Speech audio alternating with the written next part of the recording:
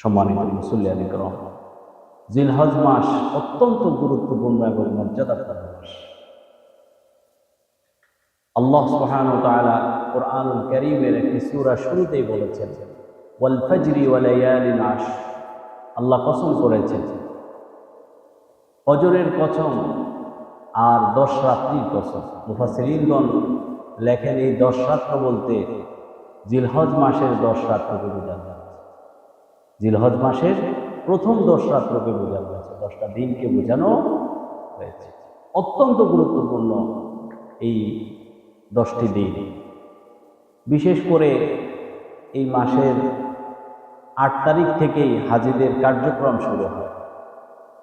প্রথম এই 8 তারিখটাকে বলা হয় পানি পানের দিবস। আজকের এই 8 তারিখ, এই মাসের 8 তারিখে হাজিগণ মিনায় গিয়ে অবস্থান করে, আর 9 তারিখ ফজরের নামাজের পর থেকে সারাদিন আরাফার ময়দানে অবস্থান করেন, ইবাদত বান্দিগি করেন, তাসবিহ তাহলিল জিকির আজকার করেন। সেখানে জোহর এবং আসর একসাথে, একই সময়ে জোহর এবং আসর একসাথে আদায় করেন। এরপরে মাগরিবের আগ পর্যন্ত হাজিগণ সেখানে অবস্থান করেন। সেখানে প্রতি ইঞ্চি জায়গা দোয়া কবুলের জায়গা। আল্লাহ আমাদের সবাইকে ওই ময়দানে উপস্থিত হওয়ার তৌফিক দান করুন। সবাই ইচ্ছা থাকতে হবে, ইচ্ছা থাকলে আল্লাহ ব্যবস্থা করে দিবেন।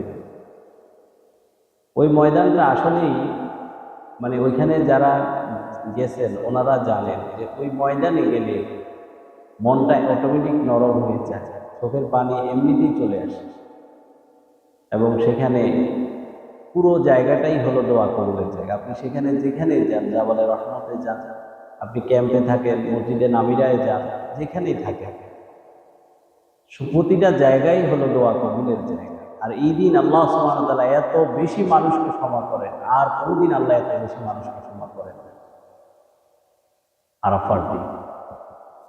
এরপরে হাজিরা সেখান থেকে সন্ধ্যায় মুজদালিফায় চলে আসে, রাত্রি সেখানে অবস্থান করেন। পরের দিন অর্থাৎ 10 তারিখ সকালবেলায় হাজিগণ চলে যান জামারায়, সেখানে কঙ্কর নিক্ষেপ করে তারপরে কাবাতে এসে কোরবানি করে, মাথা মুন্ডিয়ে, তারপরে সাই করে এবং তাওয়াফ করার মাধ্যমে হজের মৌলিক কার্যক্রম। এরপরে আর বাকি 2 দিন মিনায় অবস্থান করে শুধু কঙ্কর নিক্ষেপ করা। টোটাল হজের কার্যক্রম হলো 5 দিন। তো এই হাজিগণ তো সেখানে থেকে এটা করবেন। আমাদের জন্য এই 10 দিনে কিছু করণীয় আছে কিনা? অবশ্যই আমাদের জন্য বিরাট ফজিলতপূর্ণ এই 10 দিবসে আমাদের জন্য অনেকগুলো করণীয় আছে। এর মধ্যে আল্লাহর হাবিব সাল্লাল্লাহু আলাইহি ওয়াসাল্লাম বলেন, আফদালু আইয়ামিদ দুনিয়াল আশর। দুনিয়ার মধ্যে সবচাইতে উত্তম হলো এই জিলহজ মাসের প্রথম 10 দিবস। সুবহানাল্লাহ বলবেন না? এই জিলহজ মাসের প্রথম 10 দিন হলো পৃথিবীতে সর্বশ্রেষ্ঠ দিন। কে বলছেন? বিশ্বনবী মুহাম্মদুর রাসূলুল্লাহ সাল্লাল্লাহু আলাইহি ওয়াসাল্লাম। এই 10 দিবসের রোজার ব্যাপারে হাদিস শরীফে আসছে, এর এক এক দিবসের রোজা 1 বছরের সমান। কত বছরের সমান? 1 বছরের সমান। এক এক দিবসের রোজা কত দিনের সমান? 1 বছর। আবার অন্য একটি হাদিসে আসছে, যদিও হাদিসের রিওয়ায়াতে এই কথা আছে, হাদিসে আসছে এর এক এক দিবসের রোজা 1000 দিবসের সমান। একদিন জিলহজ মাসের প্রথম তারিখ থেকে 9 তারিখ পর্যন্ত কেউ যদি একটা রোজা রাখে তাহলে 1000 বছরের সওয়াব সে লাভ করবে। আর আরাফার দিন একদিনের রোজার ব্যাপারে বলা হয়েছে 10,000 দিবসের সমান। আচ্ছা, ওই হাদিসটা যদি বাদও দিই, আমরা সহিহ হাদিসটাও ধরি, তাহলে একদিন সমান 1 বছর। একদিন সমান কত? 1 বছর। এইভাবে 9 দিন যদি আমরা রোজা রাখি তাহলে কয় বছর? 9 বছরের রোজা। সুবহানাল্লাহ বলবেন না? তাহলে এই 10 দিনের আমলের মধ্যে প্রথম আমলটা হলো আমরা রোজা রাখবো ইনশাআল্লাহ। রাজি আছি কিনা? আমরা তো এইসব ক্ষেত্রে, এইসব নফল ইবাদত এর ক্ষেত্রে আমরা অনেক পিছিয়ে হই। আমাদের ইমানটা সৌন্দর্য হচ্ছে না, আমাদের ইমানটা সুন্দর হচ্ছে না। কেন হচ্ছে না? আমাদের আমলে সলেহ কম। ইমান ধরেন এক, এটার সাথে শূন্য একটা যোগ করলে কত হবে? 10। আরেকটা শূন্য যোগ হলে তাহলে ইমানের সৌন্দর্য বাড়ে, ইমানের দাম বাড়ে। আপনি যত নফল ইবাদত করবেন আপনার ইমানের দাম তত বাড়বে, আল্লাহর সাথে আপনার সম্পর্ক তত বাড়বে, আল্লাহর নৈকট্য আপনি তত লাভ করতে পারবেন। আল্লাহ রাব্বুল আলামিন নিজেই ঘোষণা করছেন, কোনো বান্দা শুধু ফরজ ইবাদত দিয়ে আমার নৈকট্য লাভ করতে পারে না। বান্দা যখন ফরজ ইবাদতের পাশাপাশি নফল ইবাদত বাড়িয়ে দেয়, তখনই আমি ওই বান্দাকে ভালোবেসে ফেলি। সুবহানাল্লাহ। আমি ওই বান্দাকে ভালোবেসে আমি ওই বান্দার হাত হয়ে যাই যে হাত দ্বারা বান্দা কাজ করে, আমি ওই বান্দার কান হয়ে যাই যে কান দ্বারা বান্দা দেখে শুনে, আমি ওই বান্দার চোখ হয়ে যাই যে চোখ দ্বারা বান্দা দেখে। তখন আমি চাই বান্দাকে আমার কাছে নিয়ে আসতে, আর বান্দা চাই দুনিয়াতে থাকতে। এই জন্য আমরা অনেক সময় বলি ভালো লোক দুনিয়াতে বেশি দিন থাকে না। আসল কথা হলে আল্লাহ টান দেয়, আল্লাহ তার প্রিয় বান্দাকে দুনিয়াতে বেশি দিন তখন আর রাখতে চায় না। চিন্তা করে যে আমার বান্দা যদি আবার শয়তানের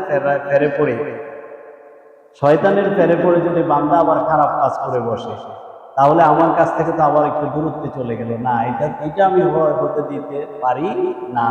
আমার বান্দা এখন আমার কাছাকাছি আছে, আমি এখন আমার বান্দাকে আমার কাছে নিয়ে যাই। আমরা চাই না আল্লাহর কাছে যেতে? চাই কিনা? আল্লাহর নৈকট্য লাভ করতে চাই? তাহলে ফরজ ইবাদতের পাশাপাশি আমাদের নফল ইবাদত বন্দেগীগুলোর দিকে খেয়াল করা দরকার। তাহলে এর মধ্যে পৃথিবীতে সর্বশ্রেষ্ঠ 10টি দিবস হলো জিলহজ মাসের এই প্রথম 10 দিন। তাহলে আমাদের প্রথম করণীয় হলো এই 10 দিনে আমরা 10 দিনে রোজা রাখার সুযোগ আছে। আপনি বলবেন যে ঈদের দিনও কি রোজা রাখা যায়? যায়। ঈদের দিন রোজা রাখা যায়। আপনি কোরবানির গোশত দিয়ে ইফতার করবেন। কোরবানির গোশত দিয়ে আল্লাহ রাসূল সাল্লাল্লাহু আলাইহি ওয়াসাল্লাম রমজানের ঈদে আসার আগে তিনি কিছু খেয়ে আসতেন। তিনি বেজর সংখ্যায় খেজুর অথবা কোনো মিষ্টান্ন খেয়ে আসতেন। আর কোরবানির ঈদে রাসূলুল্লাহ সাল্লাল্লাহু আলাইহি ওয়াসাল্লাম খালি পেটে আসতেন। এসে ঈদের নামাজ পড়াতেন, গরু জবাই করতেন বা পশু জবাই করতেন। জবাই করার পরে সেটাকে কুটে রান্না করে ওইটা দিয়ে রাসূল সাল্লাল্লাহু আলাইহি ওয়াসাল্লাম ঈদের দিবসের খাবার শুরু করতেন। এইভাবে পরিপূর্ণ একটি রোজার সওয়াব পাওয়ার সুযোগ থেকে যায়। আমরা অনেকেই আসলে এই আমলটা করি না, এই আমলটা করার চেষ্টা করবো ইনশাআল্লাহ। আর রোজা আমরা কালকে থেকে আমাদের রোজা শুরু রাখবো তো ইনশাআল্লাহ।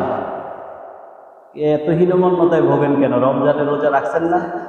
রাখছেন কিনা? এখন না হয় একটু গরম, কষ্ট যত বেশি হবে তত সওয়াব কি কমবে না বাড়বে? কমবে না বাড়বে? আমি স্পষ্ট একটা জিনিস বুঝতে পারছি যে রোজা রাখাটা এটা একান্ত আল্লাহর মেহেরবানি এবং দয়া।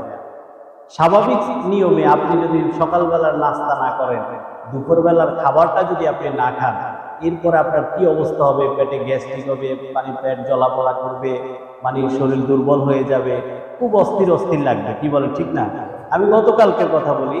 গতকালকে আমাদের একটা মিটিংয়ের কথা ছিল, কিন্তু আমার কাছে এত খারাপ লাগছিল যে আমি বলছি যে না, আমি পারতেছি না, আমি আগে খেতে হবে। কিন্তু যদি রোজা রাখি কিন্তু ওই সময় কিন্তু এমনটা অনুভব হয় না। তার মানে আপনি যখন রোজা রাখবেন তখন সরাসরি আল্লাহর সাহায্য আপনি পাবেন। আল্লাহর সাহায্য আপনি সরাসরি পাবেন ইনশাআল্লাহ। তাহলে আমরা আগামীকালকে থেকে ইনশাআল্লাহ আমরা রোজা রাখবো। রাজি আছি তো ইনশাআল্লাহ? আমরা ইনশাআল্লাহ রোজা রাখবো আগামীকালকে থেকে। বিশেষ করে আরাফার দিনের রোজার ব্যাপারে আল্লাহ রাসূল সাল্লাল্লাহু আলাইহি ওয়াসাল্লাম বলেন, সিয়ামু ইয়াউমি আরাফা আহতাসিবু আলা আল্লাহি আন ইউকাফিরা আস-সানাতা আল্লাতী ক্বাবলা ওয়াস-সানাতা আল্লাতী বা'দা। আমি আশা করি আরাফার দিনের একটা রোজা বিগত 1 বছর এবং আগামী 1 বছর গুনার কাফফারা হয়ে যাবে। সুবহানাল্লাহ বলবেন না? একটা রোজা রাখবেন, 2 বছরের গুনাহ মাফ। কয় বছরের গুনাহ মাফ? 2 বছরের গুনাহ মাফ। একটা রোজায় কয় বছরের গুনাহ মাফ? 2 বছর। ওই রোজাটা কোন রোজা? আরাফার দিনের রোজা। এখন আসেন, আরাফার দিন কোন দিন? এটা নিয়ে আমাদের দেশে কি আছে? ঠেলাঠেলি আছে না? এখন সৌদি আরবে যেদিন আরাফার দিন, ওই দিন আমাদের 8ই জিলহজ, কি বলেন ঠিক কিনা? আর সৌদি আরবে যেদিন ঈদের দিন, ওই দিন আমাদের 9ই জিলহজ তথা ইয়ৌমে আরাফা, যেটাকে আমরা বলি। তাহলে আমরা এখন আমাদের দেশে আমরা এটা নিয়ে চিন্তার মধ্যে আছি যে আমরা আরাফার দিনে রোজা রাখলে কোনটা রাখবো। বর্তমান ওলামা ইকরাম এটার সুন্দর সমাধান দিয়েছেন। ওনারা বলছেন যে 2 দিনই রোজা রাখবে, 8 তারিখ 9 তারিখ, 8 তারিখ 9 তারিখ। তাহলে আরাফার রোজার ব্যাপারে আর কোনো সন্দেহ থাকবে না। কমপক্ষে 2 বছরের গুনাহ তো মাফ হয়ে যাবে ইনশাআল্লাহ। আমাদের জীবনে গুনাহ আছে না নাই ভাই? তাহলে মাফ নেওয়ার কোনো দরকার আসেনি আমাদের।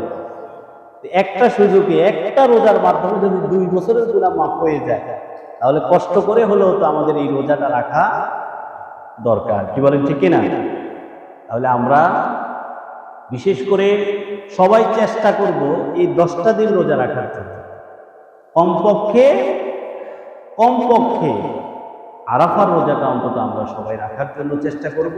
আর আরাফার রোজা খোঁজার জন্য আমাদেরকে 2টা রোজা রাখা দরকার।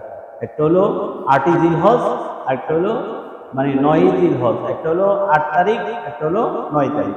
এই 2 দিন আমরা রোজা রাখবো ইনশাআল্লাহ জিলহজ মাসে। তাহলে ইনশাআল্লাহ আরাফার রোজার ব্যাপারে আর কোনো সন্দেহ থাকবে না সম্মানিত ভাইয়েরা। তাহলে এটা হলো 1 নম্বর কথা বললাম, আমরা রোজা রাখবো। এরপরে আসেন রাত্রিবেলা ইবাদত করবো ইনশাআল্লাহ আমরা এই 10 দিন। আল্লাহ রাসূল সাল্লাল্লাহু আলাইহি ওয়াসাল্লাম বলেন এই 10 দিনের এক একটা রাত লাইলাতুল কদরের সমান। সুবহানাল্লাহ বলেন। এই 10 রাত্রির প্রত্যেকটা রাত্রি এক একটা রাত্রি লাইলাতুল কদরের সমান। সুবহানাল্লাহ বলবেন না? লাইলাতুল কদরের মর্যাদা কতটুকু? লাইলাতুল কদরি খায়রুম মিন আলফি শাহর। লাইলাতুল কদরের মর্যাদা হলো 1000 মাসের চাইতে উত্তম। তাহলে একটা রাত্র ইবাদত করলে 1000 মাস কমপক্ষে। তাইলে সেই সুযোগটা আল্লাহ সুবহানাহু ওয়া তাআলা শুধু রমজানে রাখেন নাই, এই 10 দিনের মধ্যেও রেখে দিয়েছেন। যদি আমরা খালেস নিয়তে, যদি লিল্লাহে, যদি আমরা আল্লাহর ইবাদত করতে পারি। পুরা রাত্র জাগ্রত থাকা অনেকের পক্ষেই সেটা সম্ভব না। কিছু সময় আমরা একটু নফল ইবাদত করব।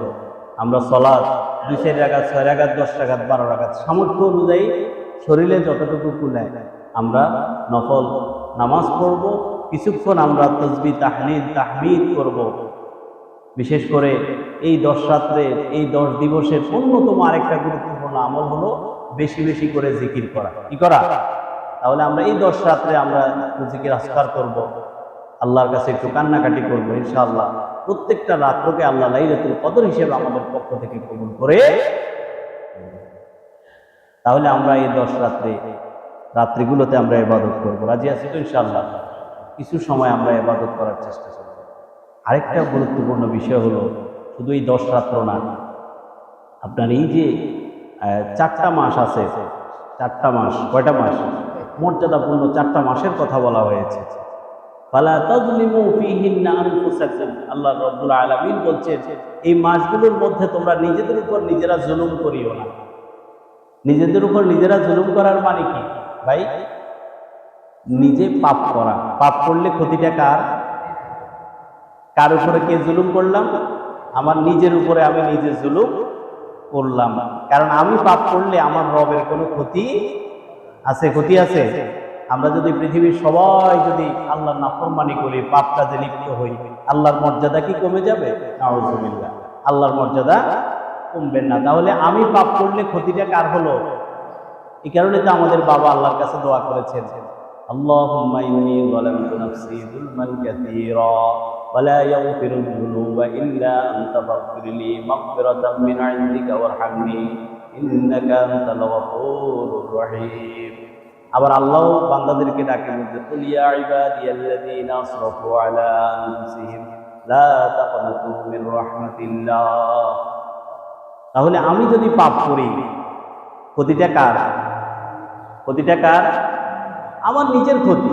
আমি পাপ করলে ক্ষতি কার? আমার নিজের। সম্মানিত ভাইয়েরা, তাহলে এই জন্য এই 10 দিবস সহ এই 4টা মাস আমরা নিজেরা নিজেদের উপর জুলুম করা থেকে বিরত থাকতে হবে। ফালা তাযলিমু ফীহিন্না আনফুসাকুম। তোমরা এই মাসগুলোর মধ্যে নিজেদের উপর নিজেরা জুলুম করিও না। তার মানে কমপক্ষে 4 মাসের কথা তো বলা হয়েছে। এই 10 দিন যেহেতু ফজিলতপূর্ণ দিবস, এই 10 দিবসে আমরা পাপ কাজ থেকে বেশি বেশি বেঁচে থাকার জন্য চেষ্টা করব ইনশাআল্লাহ। সম্মানিত ভাইয়েরা, এরপরে গুরুত্বপূর্ণ করণীয় বিষয় আমরা একটু খেয়াল করি, সবাই একটু খেয়াল করি। এই 10 দিবসে বিশেষ করে আমরা যারা কোরবানি করার জন্য নিয়ত করেছি, আমরা যারা কোরবানি করার জন্য নিয়ত করেছি তাদেরকে রাসূলুল্লাহ সাল্লাল্লাহু আলাইহি ওয়াসাল্লাম বলেছেন, মান রাআ হিলালা যিল হিজ্জাতি ওয়া আরাদা আন ইউযহিয়া ফালা ইয়াখুদান্না মিন শা'রিহি ওয়ালা মিন আযফারিহি। যারা নাকি তোমাদের মধ্যে যারা চাঁদ দেখবে, কি দেখবে? জিলহজ মাসের চাঁদ দেখবে এবং মনে মনে এরাদা করবে যে আমি কোরবানি করব, তারা যেন তাদের চুল এবং নখ না কাটে। চুল বলতে যত ধরনের চুল আছে, মাথার চুল থেকে নাভির নিচ পর্যন্ত যতগুলো চুল আছে সমস্ত চুলকে বোঝানো হয়েছে।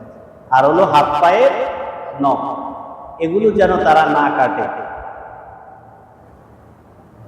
এটাকে নিষেধ করেছে রাসূলুল্লাহ সাল্লাল্লাহু আলাইহি ওয়াসাল্লাম। অন্য একটি হাদিসে এসেছে, কেউ যদি এই আমলটা করে আল্লাহ সুবহানাহু ওয়া তাআলা তাকে একটি হজের সওয়াব দান করবেন। সুবহানাল্লাহ বলে, এখন কত লাখ টাকা লাগে হজে? 7-8 লাখ টাকা লাগে। এখন আপনি যদি এই আমলটা করেন তাহলে আপনি একটি হজের সওয়াব পাবেন। আরো একটা আমল আছে, খুব সহজ আমল, যে আমল করলে একটা হজ এবং একটা উমরার সওয়াব পাওয়া যাবে। সেটা কোনটা জানেন? ফজরের সালাতের পরে অল্প সময়, আমি খেয়াল করে দেখছি যে কত আধা ঘন্টা সর্বোচ্চ হতে পারে, আধা ঘন্টা সময় যদি আপনি মসজিদে অবস্থান করে একটু জিকির আজকার করেন, কোরআন তেলাওয়াত করেন, এরপরে সূর্য যখন গাছের উপরে উঠে যাবে এতটুকু পরিমাণ, অর্থাৎ লালচে বর্ণ থেকে সূর্য পরিপূর্ণতার দিকে ফিরে আসবে, ওই সময় যদি আপনি কেউ যদি 2 রাকাত সালাত আদায় করে, কয় রাকাত? মাত্র 2 রাকাত সালাত আদায় করে, আল্লাহর হাবিব বলেন আল্লাহ সুবহানাহু ওয়া তাআলা তাকে একটি হজ এবং একটি উমরার সওয়াব দান করবেন। এই কথা বলে রাসূলুল্লাহ সাল্লাল্লাহু আলাইহি ওয়াসাল্লাম চুপ করেন নাই, আরো বাড়াই বললেন যে তাম পরিপূর্ণ পরিপূর্ণ পরিপূর্ণ। সুবহানাল্লাহ। তার মানে একটা পরিপূর্ণ হজ এবং একটা পরিপূর্ণ উমরার সওয়াব সে লাভ করবে। তাহলে এই অল্প একটু সময় যদি আমরা ইবাদত করি, কি বলেন, আমাদের অনেকের পক্ষেই হয়তো হজ উমরা করা সম্ভব হবে না এখন যে অবস্থা আর কি। তাহলে এই অল্প একটু ইবাদত করে প্রতিদিন আমরা একটা কবুল হজ একটা কবুল উমরার সওয়াব লাভ করতে পারি। সুবহানাল্লাহ বলবেন না? তাহলে এই নফল ইবাদতগুলো আমাদের করা দরকার, বেশি বেশি করে করা দরকার। এই সুযোগগুলো আমাদের খোঁজা দরকার। আমরা দেখেন কিছু কেনার জন্য অফার খুঁজি, কি বলেন, ঠিক না? আমি মোটরসাইকেল কিনছি, তখন একটা অফার পাইছি, আমার কাছে টাকা ছিল না, আরেকজন থেকে টাকা নিয়ে তাড়াতাড়ি কিনতে হবে, তাহলে আমি অফারটা পাবো। আমি তাড়াহুড়ো করছি। কেউ মোবাইল কেনার সময় অফার খোঁজে, কেউ কোনো কিছু কেনার জন্য এখন কোরবানির এই যে গার্মেন্টস মালিকেরা বিভিন্ন অফার দেয় বিভিন্ন সময়। রমজান আসলে তাফসীরুল কোরআনের উপর অফার আসে, তো এই মাসে মানুষের বেশিরভাগ তাফসীর কিনে। অর্থাৎ বিভিন্ন কোম্পানি বিভিন্ন সময় অফার দেয়, আর আমরা এই অফারগুলো আশায় করে থাকি। কিন্তু আল্লাহ সুবহানাহু ওয়া তাআলার পক্ষ থেকে প্রতিনিয়ত আমাদের জন্য বিশেষ বিশেষ কিছু অফার আল্লাহর পক্ষ থেকে ঘোষিত। আমরা এই অফারগুলো গ্রহণ করতে চাই না, কারণ এই অফারের সুবিধাগুলো আমরা সরাসরি দেখি না, কি বলেন, ঠিক কিনা? কিন্তু আল্লাহর প্রতি তো আমাদের বিশ্বাস আছে, কি বলেন, আছে কি নাই? নবী মুহাম্মদ রাসূলুল্লাহ সাল্লাল্লাহু আলাইহি ওয়াসাল্লামের প্রতি পরিপূর্ণ বিশ্বাস আমাদের আছে কিনা? তাহলে আল্লাহ এবং তার রাসূল কর্তৃক ঘোষিত এই অফারগুলো একজন মুমিন হিসেবে আমাদের গ্রহণ করার দরকার আছে না নাই? এই জন্য আমরা এই অফারগুলো গ্রহণ করার জন্য চেষ্টা করব। এবার আসেন, আমরা অনেকেই হয়তো কোরবান দিতে পারবো না, তাহলে আমরা কি এটা করতে পারবো? হাদিস শরীফ আছে, হ্যাঁ, কেউ যদি কোরবান নাও দেয়, সে যদি এই 10 দিনের কোরবানির আগ পর্যন্ত মাথার চুল দাড়ি এগুলো যদি না ছাটে আর যদি হাত পায়ের নখ না কাটে, তাহলে আল্লাহ তাকেও একটি কবুল হজের সওয়াব দান করবে। সুবহানাল্লাহ বলবেন না?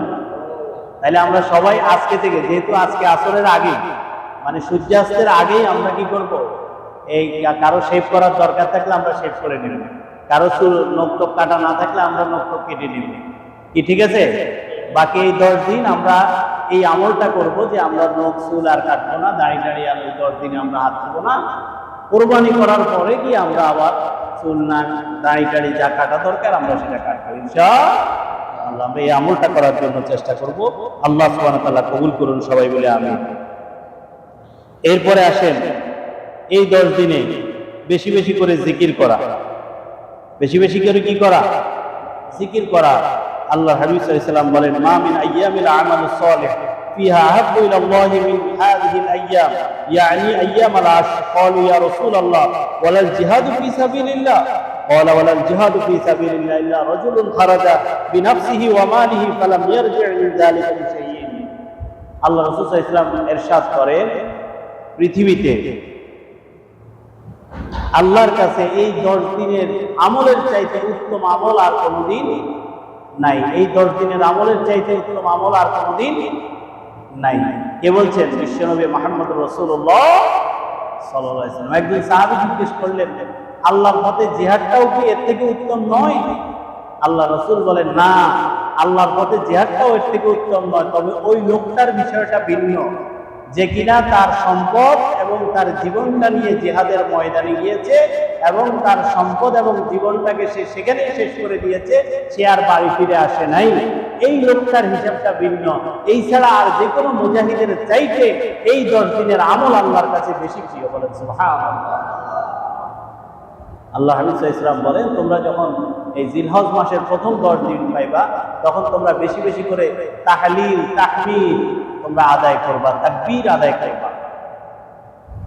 এই 10 দিন বেশি বেশি করে সুবহানাল্লাহ সুবহানাল্লাহ সুবহানাল্লাহ, আলহামদুলিল্লাহ আলহামদুলিল্লাহ আলহামদুলিল্লাহ আলহামদুলিল্লাহ।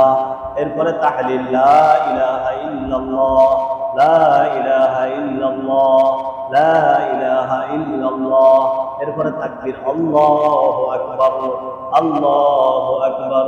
পড়েন না? এগুলো পড়লে কি গুনাহ হবে? পড়েন না? আল্লাহু আকবার আল্লাহু আকবার আল্লাহু আকবার। এইভাবে এই 10 দিন অন্যতম আমল হলো বেশি বেশি করে তাসবিহ, তাহমিদ, তাহলিল, তাকবীর এগুলো বেশি বেশি করে করা। তাহলে আমরা এই 10 দিন ইনশাআল্লাহ এটার উপর আমল করবো। রাজি আছি তো ইনশাআল্লাহ? বেশি বেশি করে যেখানেই থাকি সর্বক্ষণ আমরা ওয়াসাব্বিহুহু বুকরাতাও ওয়া আসীলা বেশি বেশি করে আমরা আল্লাহর তাসবিহ পাঠ করব। কারণ আল্লাহ যত নিয়ামত আমাদেরকে দিয়েছেন, এই নিয়ামত আমরা শুকরিয়া আদায় করে শেষ করতে পারবো ভাই?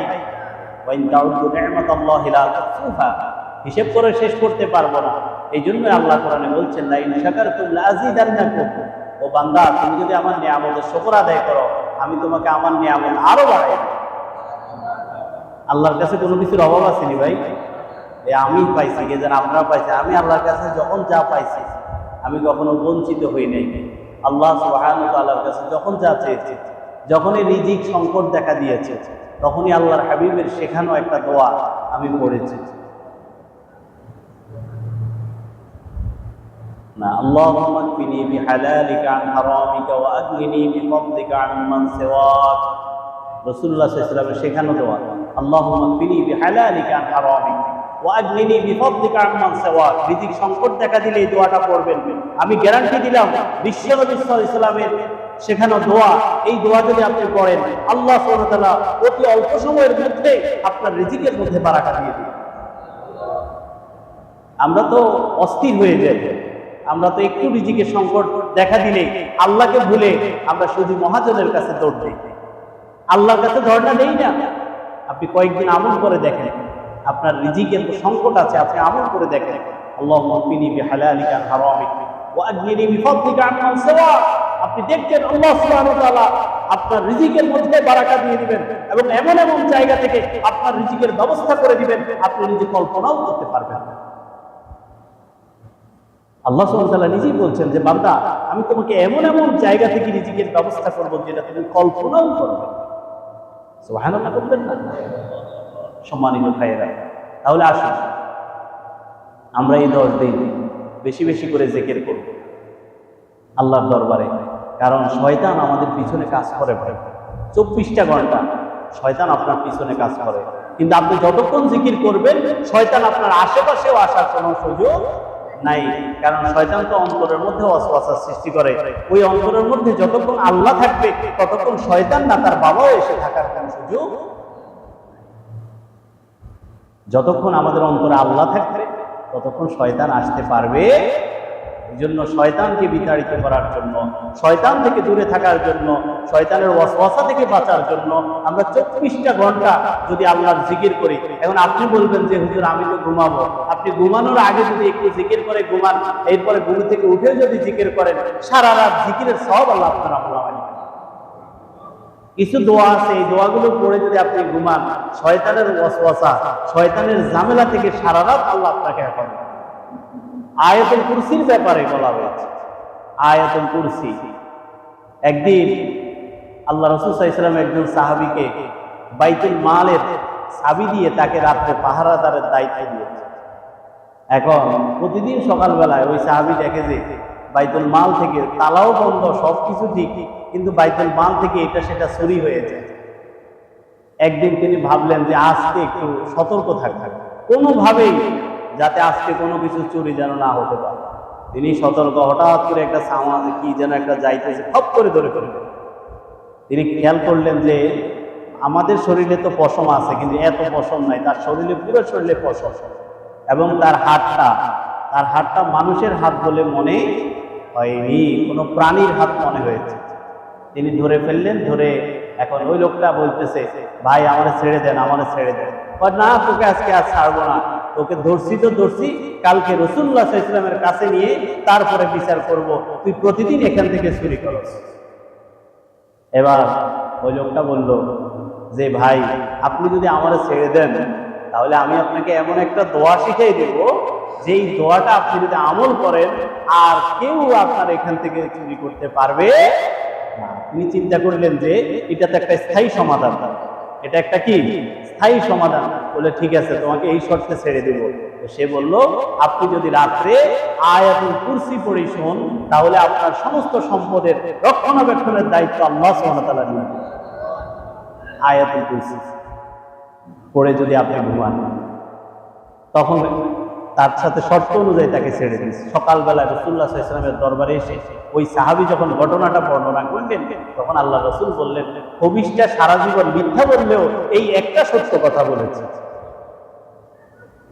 মানে শয়তানটা সারা জীবন তো মিথ্যাই বলছে, মিথ্যা ধোঁকাই তো আমাদেরকে দিচ্ছে, কি বলেন ঠিক কিনা? মিথ্যা আশ্বাসই তো আমাদেরকে দিচ্ছে, আমাদেরকে আমাদের জান্নাত থেকে, আমাদের মঞ্জিল থেকে দূরে সরানোর জন্য সে চেষ্টা করছে।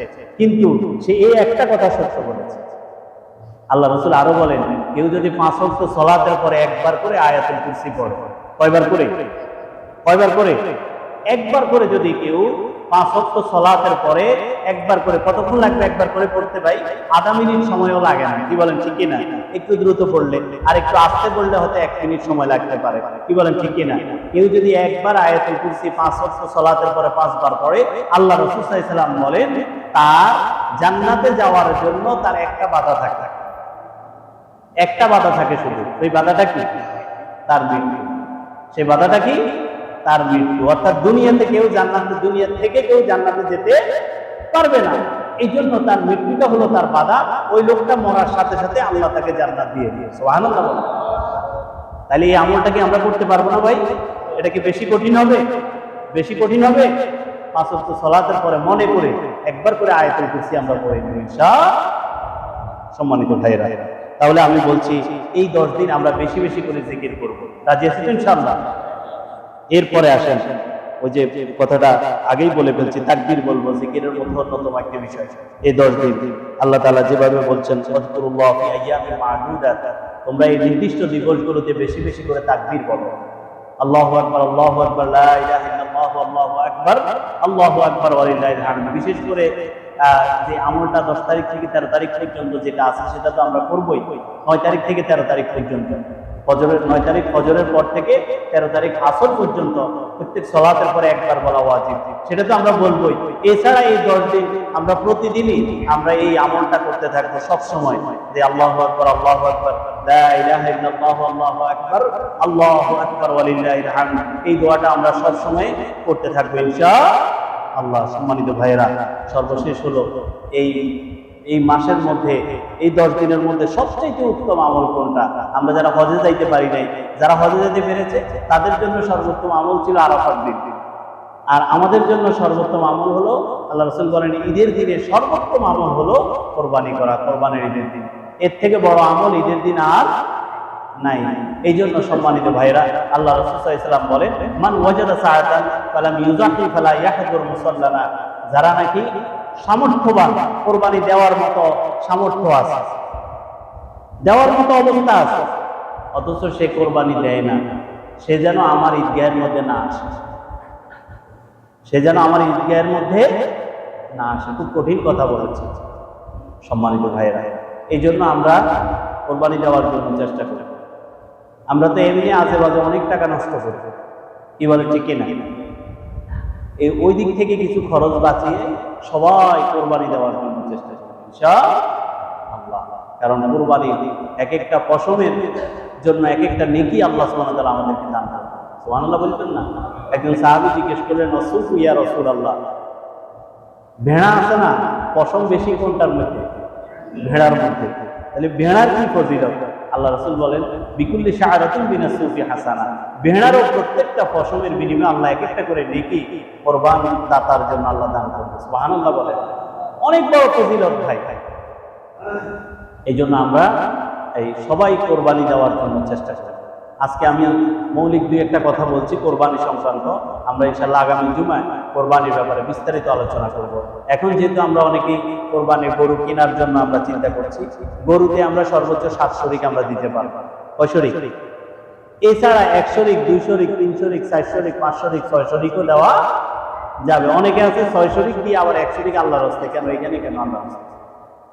আল্লাহর রাস্তে এখানে হবে না। অনেকে আছে 7 ভাগ করে 8 ভাগ করে। ভাই এখানে 8 ভাগ করিয়েন না, এখানে কেন আপনি 8 ভাগ করবেন? আপনার 7 ভাগ করবেন, 7 ভাগ 7 জনকে বুঝাই দিবেন, 7 শরিকদারকে, তারা তাদের অংশ থেকে আল্লাহর রাস্তে দিবেন, তারা তাদের অংশ থেকে আল্লাহর রাস্তে। বরং গরিবরা ঠবি যায়। আপনারা যদি 8 ভাগ করতে যান, আসলে গরিবরা ঠবি। কি বলেন ঠিক না? হয়তো আমার খেয়াল আছে আমি আরেকটু বেশি দিব, আমি হয়তো 2 শরিক দিলে আমি একটু বেশি করে দিব আল্লাহর রাস্তে। অনেকের আছে এরকম সামর্থ্য আছে, পুরো বছর ব্যাপী গোস্ত কেনার সামর্থ্য আছে অনেকের, তারা একটু বেশি করেই তো আল্লাহর রাস্তে দেয়। এটাই তো আমাদের দেশে আলহামদুলিল্লাহ আবহমান কাল থেকে আমাদের দেশে মানুষ গরিবদের সাথে এইভাবে মোটামুটি গরুর গোস্তের ব্যাপারে, বিশেষ করে কোরবানির গোস্ত বিতরণের ব্যাপারে আমরা উদার অনেকে আলহামদুলিল্লাহ।